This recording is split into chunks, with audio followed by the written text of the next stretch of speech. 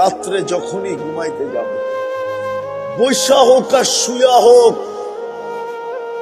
হাত দুটা উঠায়া তওবা করে ঘুমাবো। 1 নম্বর পারবেন? তওবা করে তারপরে ঘুমাবো। তওবা করে মাপ চায় ঘুমাবো। বৈশা চান আর শুয়া চান, শুয়া চান, কোনো আপত্তি নেই। হাত দুটা উঠায় বলেন, আল্লাহ আমি তওবা করে ঘুমাইলাম, আমি মাপ চাই ঘুমাইলাম।